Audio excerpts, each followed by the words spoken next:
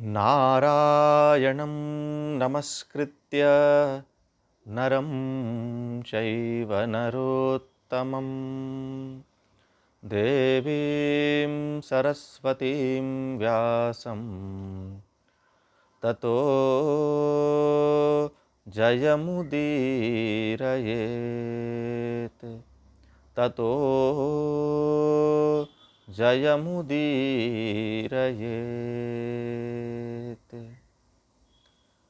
नमस्कार आप सभी को, हरिओम। आज हम महाभारत से एक कथा देखेंगे। पांडव और कौरवों के जन्म की कथा देखेंगे, ठीक है।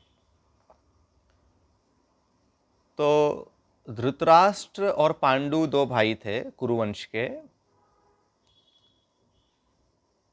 और जब उनकी उम्र हो गई लग्न करने की तो भीष्म पितामह ने उनके लिए कन्याएं ढूंढी।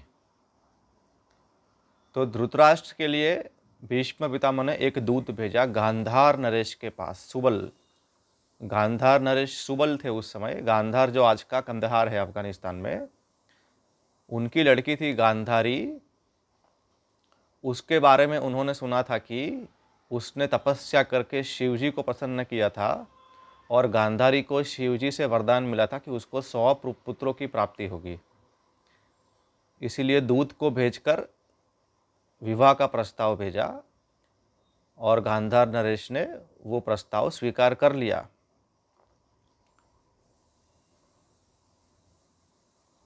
और शकुनी अपनी बहन को लेकर के आया और गांधारी का विवाह हो गया धृतराष्ट्र के साथ।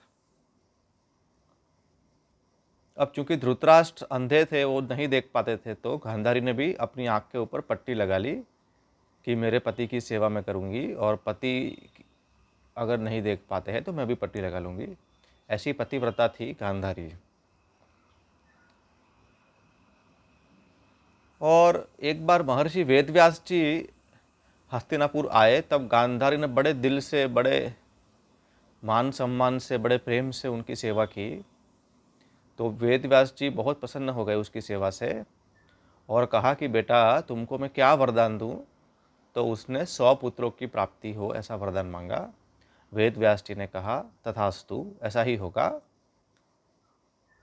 तुमको एक गर्भ होगा, है ना, एक गर्भ रहेगा, उसमें से 100 पुत्र की प्राप्ति होगी। तो फिर गांधारी गर्भवती हो गई। अब हुआ ऐसा कि 2 साल हो गए, लेकिन वो गर्भ जो था उसमें से बच्चे उत्पन्न ही नहीं हो रहे थे, है ना। वो प्रेग्नेंट तो थी लेकिन डिलीवरी नहीं हो रही थी, 2 साल हो गए। तो गांधारी ने क्या किया, उसने सोचा कि मैं गर्भपात करवा लेती हूँ। तो किसी को बताए बिना उसने गर्भपात करवा लिया चुपके से। तो उसके पेट में से क्या निकला, एक लोहे के गोला जैसा एक बहुत ही सख्त गोला एक निकला, है ना। तो उसने सोचा कि अरे 2 साल गर्भ में रहने के बाद भी इतना सख्त लोहे का गोला जैसा ये क्या है ना। तो उसने सोचा कि मैं इसको फेंक देती हूँ। ऐसा करने ही वाली थी, इतने में महर्षि वेदव्यास जी ने अपनी योग दृष्टि से देख लिया कि ये ऐसा करने वाली है। तो तुरंत वो प्रकट हो गए उसके सामने और कहा कि हे सुबल पुत्री, हे सुबल नंदिनी गांधारी, ये तुम क्या कर रही हो। मैं स्वप्न के अंदर भी झूठ नहीं बोलता हूँ, मेरे वचन कभी मिथ्या नहीं होते हैं।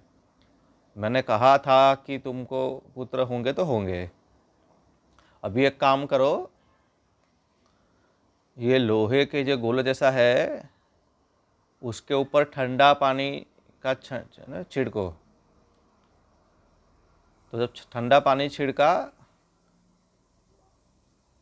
तो उसके 100 टुकड़े हो गए। और वेदव्यास जी ने और भी कुछ कहा था कि ये ठंडा पानी जब छिड़कोगे तो इसके 100 टुकड़े होंगे, उसको घी से भरे हुए 100 कुंड में रख देना और 2 साल के बाद निकालना, तो उसमें से 100 बच्चे मिलेंगे। ऐसा बोल के व्यास जी चले गए थे। तो जब गांधारी ने वो लोहे के पिंड के ऊपर ठंडा पानी डाला तो वो लोहे के पिंड के 100 टुकड़े हो गए, और एक टुकड़ा ज़्यादा था, 101 टुकड़े थे। और वो 101 टुकड़ों को 101 घी से भरे हुए कुंड में रख दिया। तो 2 साल के बाद उन कुंडों में से 101 संतान की प्राप्ति हुई। 100 पुत्र थे और एक पुत्री भी थी। पुत्री का नाम था दुश्शला, जिसका विवाह किससे हुआ था? जयद्रथ के साथ।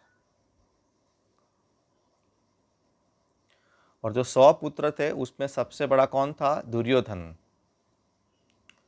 इसके अलावा जब गांधारी प्रेग्नेंट थी तो धृतराष्ट्र की सेवा में एक वैश्य कन्या आती थी। तो वो वैश्य कन्या से भी धृतराष्ट्र को एक पुत्र की प्राप्ति हुई, जिसका नाम था युयुत्सु।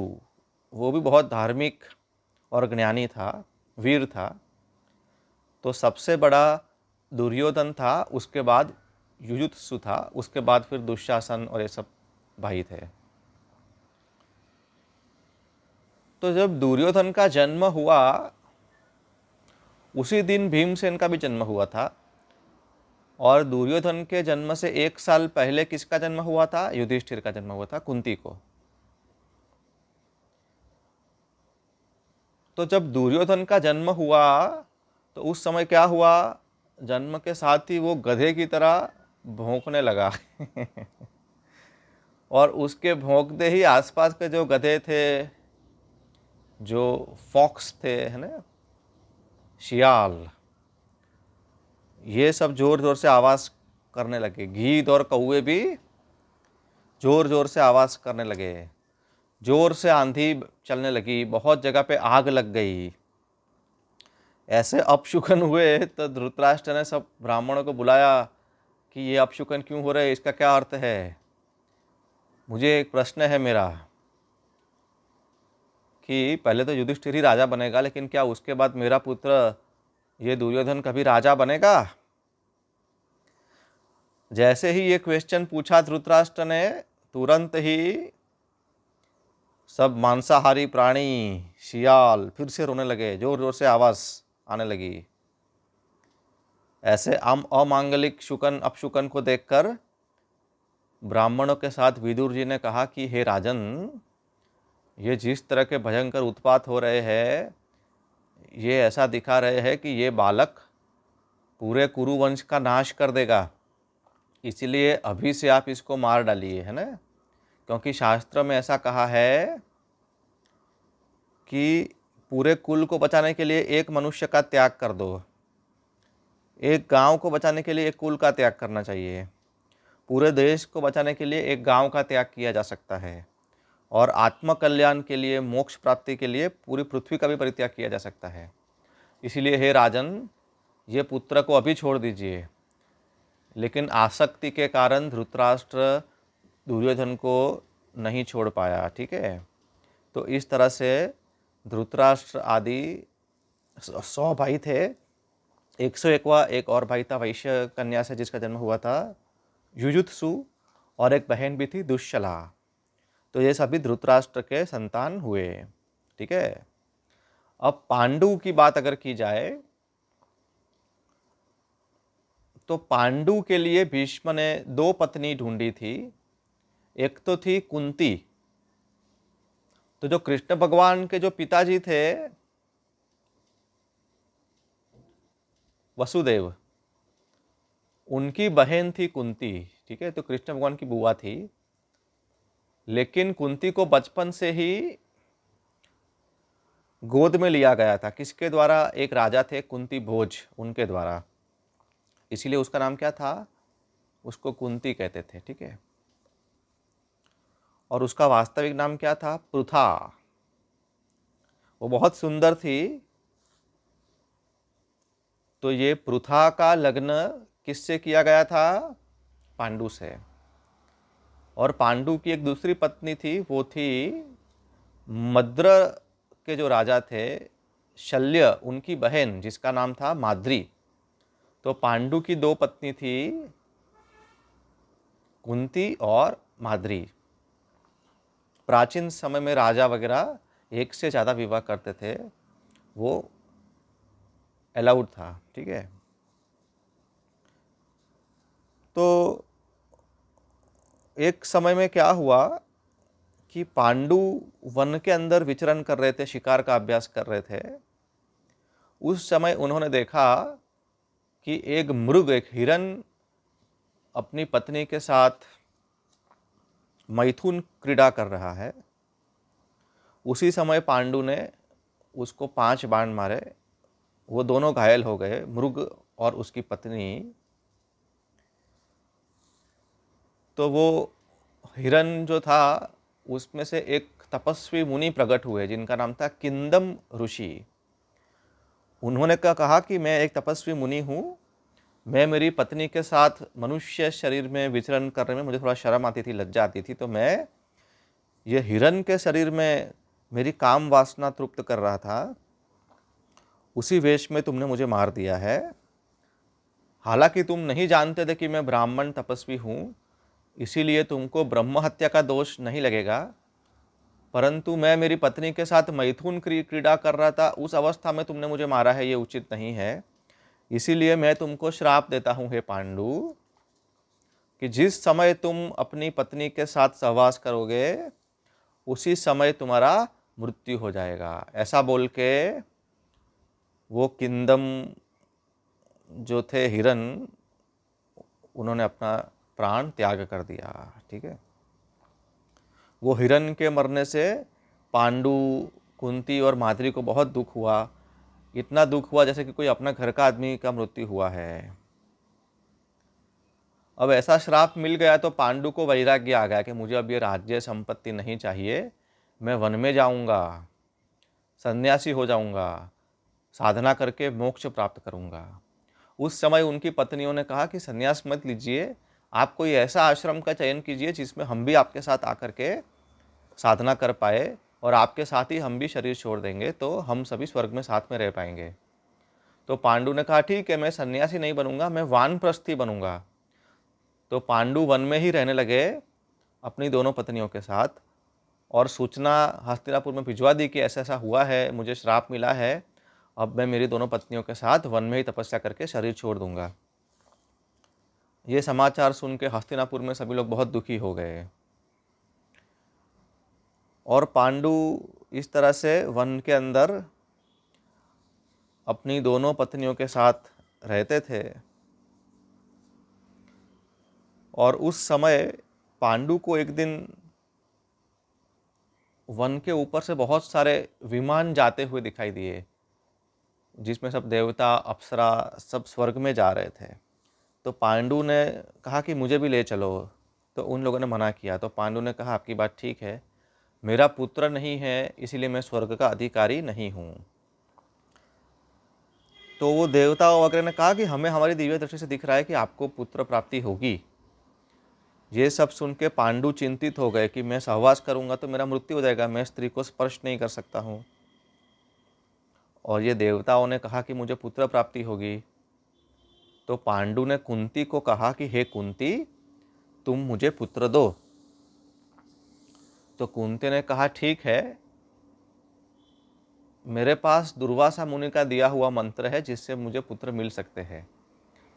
इसकी कहानी ऐसी है कि जब कुंती छोटी थी और कुंती भोज राजा के वहाँ रहती थी, उस समय उनके वहाँ दुर्वासा मुनि आए। अब दुर्वासा मुनि बहुत ही तपस्वी ज्ञानी महापुरुष थे।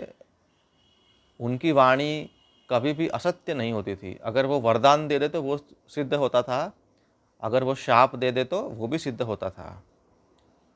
तो उनकी सेवा के लिए कुंती भोज ने स्वयं कुंती को ही लगाया था, जिससे कि कोई गलती ना हो जाए। तो दुर्वासा मुनि तो बहुत ही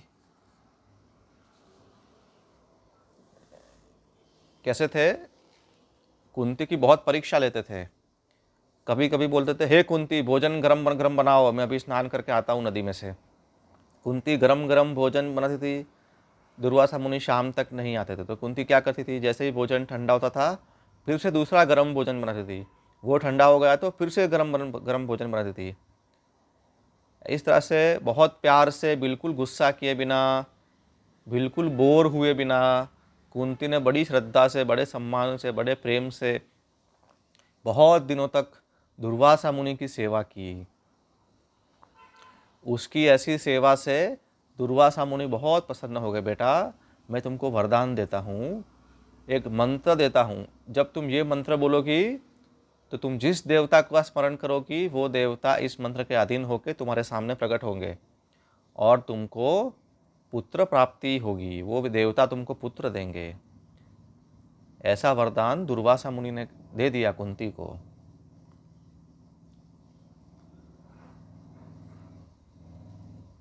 जब कुंती को ऐसा वरदान मिला तो वो बहुत छोटी थी ना, उसने सोचा कि ऐसा कैसे हो सकता है, लाओ मैं ट्राई करती हूँ।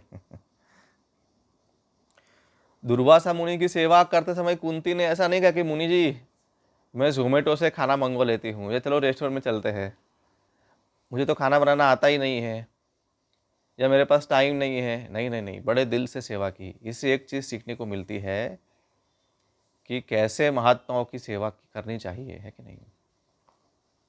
आजकल सभी माताओं को लगता है कि हमारे पास टाइम नहीं है, हमें जॉब पे जाना है, हमें ये है, हमें वो है, लेकिन देखो हमारी संस्कृति क्या है, जब दिल से सेवा की तो उसका फल भी उसको कैसा मिला, है कि नहीं।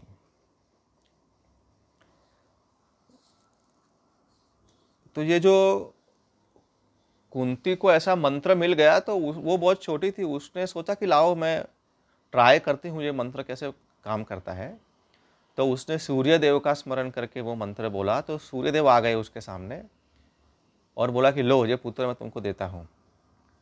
तो कुंती डर गई कि मैं तो अभी, मेरा तो विवाह नहीं हुआ है, अगर मुझे पुत्र हो जाएगा तो मेरी समाज में बदनामी होगी, मुझे पुत्र नहीं चाहिए। तो सूर्यदेव ने कहा कि बेटा चिंता मत करो, तुम्हारा कौमार्य अखंडित रहेगा, लेकिन मैं मंत्र से बाध्य हूँ, तो ये पुत्र तो तुमको लेना ही पड़ेगा। ऐसा करके पुत्र दे करके वो चले गए। अब कुंती डर गई कि मैं क्या करूँ, तो उसने चुपचाप एक लकड़े की पेटी में उस बालक को नदी में बहा दिया, जिसको आगे जाके नदी के अंदर से एक अधिरथ नाम का एक सारथी था, उसने उठा लिया और उसकी पत्नी का नाम राधा था। तो वो बालक कौन था, कर्ण। उसको यही लगा कि ये राधा ही मेरी मम्मी है, तो वो राधे कहलाया और वो सारथी सूत का पुत्र के रूप में ख्याति प्राप्त किया। कौन, कर्ण। ये कुंती का पहला बालक था, लेकिन ये बात सिर्फ कुंती जानती थी, भीष्म पितामह जानते थे और कृष्ण भगवान जानते थे, और कोई जानता नहीं था। इसके बाद क्या हुआ कि जब पांडु ने वन में कुंती को कहा कि बालक की प्राप्ति करनी चाहिए और कहा कि पहले तुम यमराज धर्मराज का आवाहन करो, जिससे कि पहला पुत्र एकदम धार्मिक हो, वीर हो, तो कुंती ने धर्मराज का आवाहन किया।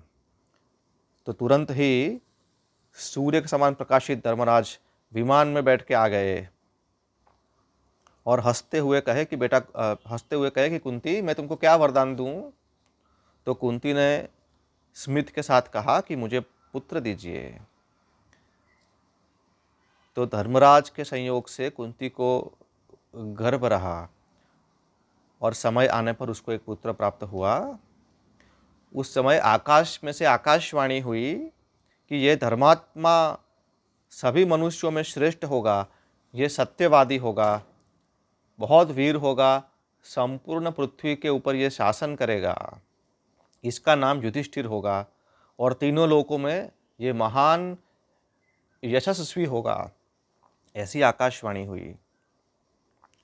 उसके जन्म के बाद पांडु ने कुंती को कहा कि क्षत्रियों में बल की प्रधानता होती है, तो अभी तुम वायु देवता का आवाहन करो, जिससे कि बलवान पुत्र की प्राप्ति हो।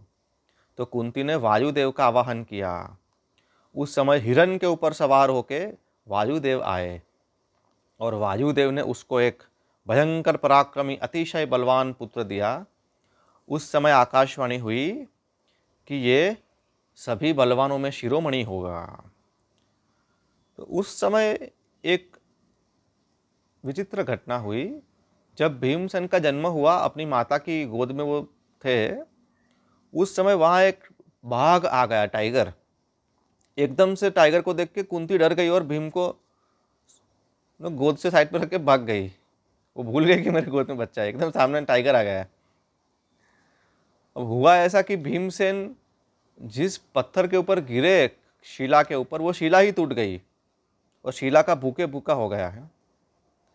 ये देख के पांडु और कुंती सरप्राइज हो गए कि अरे ये क्या हो गया। जिस दिन भीम का जन्म हुआ उसी दिन किसका जन्म हुआ था? दुर्योधन का जन्म हुआ था हस्तिनापुर में। अब पांडु ने कहा कुंती को कि एक बहुत बड़ा वीर योद्धा उत्पन्न करो, इसके लिए इंद्रदेव का आवाहन करो, इसके लिए व्रत करो। तो कुंती ने 1 साल तक व्रत किया और वो स्वयं, पांडु स्वयं सूर्य के सामने एक पैर पर खड़े रह के बहुत एकाग्रता के साथ उग्र तपस्या करने लगे।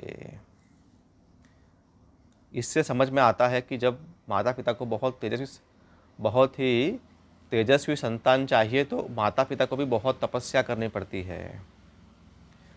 तो पांडु और कुंती की तपस्या से प्रसन्न होकर इंद्र आए और पांडु को कहा कि मैं तुमको एक बालक दूंगा जो विश्व विख्यात होगा, जो ब्राह्मण, गाय और सुहृदों का सेवक होगा, शत्रुओं को संतप्त करने वाला होगा।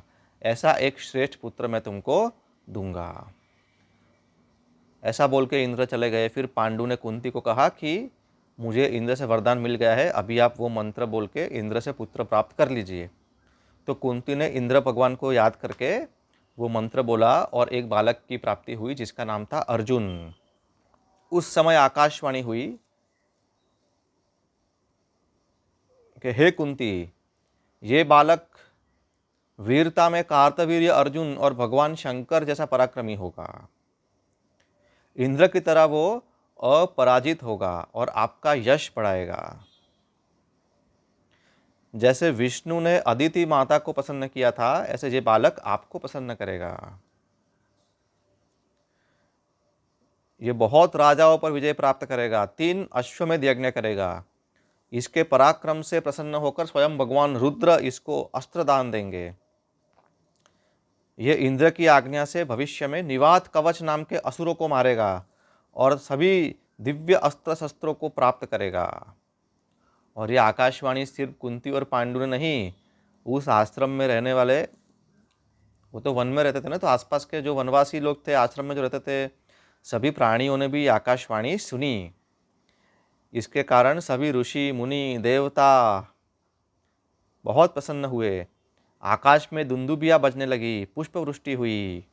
इंद्रादि देवता, सप्तर्षि, प्रजापति, गंधर्व, अप्सरा सभी दिव्य वस्त्राभूषण से सुसज्ज होकर अर्जुन के जन्म का आनंदोत्सव मनाने लगे।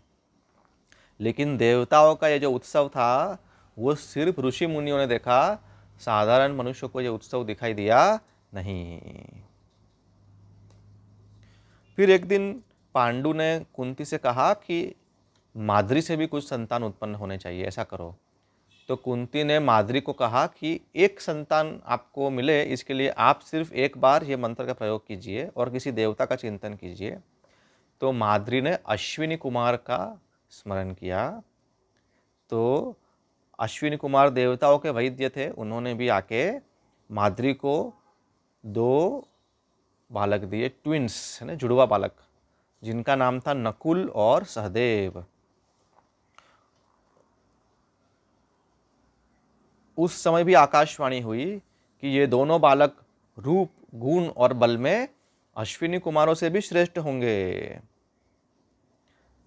ये दोनों अपने रूप, द्रव्य, संपत्ति और शक्ति से पूरे जगत में तेजस्वी गिने जाएंगे। तो इस तरफ से पांडु राजा को कुंती और माद्री से 5 पुत्रों की प्राप्ति हुई शतशृंग पर्वत पर। ठीक है, पांडु राजा जो वन में रहते थे, वो वन एक पर्वत पर था, उसका नाम था शतशृंग पर्वत। ठीक है, ये सभी बच्चों को ऋषि मुनियों ने आशीर्वाद दिए और उनके नामकरण संस्कार किए, युधिष्ठिर, भीम, अर्जुन, नकुल और सहदेव। इस घटना के बाद क्या हुआ, एक समय वसंत ऋतु थी, झरने बह रहे थे, वन में सुंदर सुंदर पुष्प लगे हुए थे, माद्री बहुत ही सुंदर थी, उनके साथ एकांत में चल रही थी। तो पांडु राजा काम के वेग में आ गए और माद्री से सहवास करने लगे। माद्री को छूने से उनको श्राप था मृत्यु का, वो भी वो भूल गए, काम का जो वेग था उसके कारण।